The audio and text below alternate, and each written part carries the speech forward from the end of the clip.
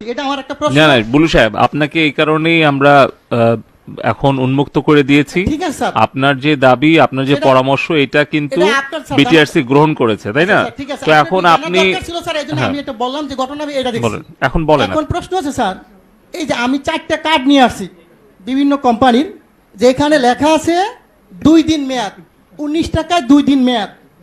এটা হচ্ছে বাংলা লিঙ্ক। এখন আছে 19 টাকায় আপনার 24 ঘন্টা মেয়াদ রবি, আর এয়ারটেল আছে 19 টাকায় 31 দিন 3 দিন মেয়াদ, আর গ্রামীণে 2 দিন মেয়াদ। আমার প্রশ্ন হচ্ছে এই জিনিসগুলো কি স্যার পচা যায়? এটির মেয়াদ থাকবে কেন?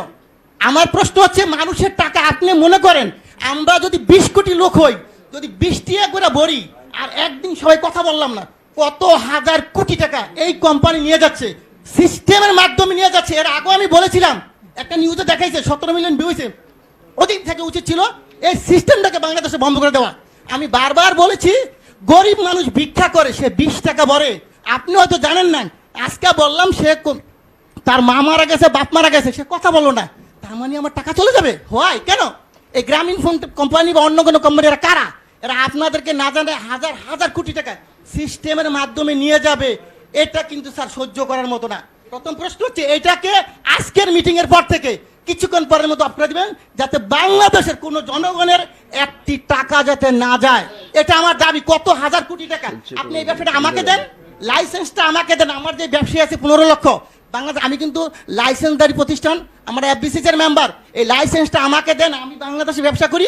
এই টাকা আপনার সরকারি খাতে কত টাকা লাগে আমি দিব, এই কোম্পানিকে পাচার করার জন্য দিব না স্যার।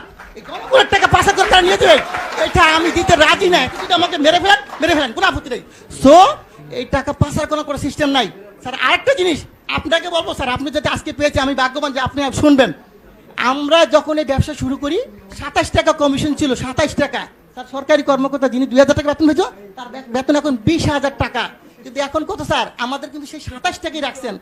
আমাদের কি কমিশন বাড়বে না স্যার? আমার প্রশ্ন হচ্ছে আপনারা অবশ্যই একটু কমিশনের ব্যাপার ব্যবস্থা করেন, যে এদের একটু ব্যবসা করে তারা। আমরা সবাই শিক্ষিত ছেলে স্যার, এখানে প্রায় 15 লক্ষ ব্যবসা করি।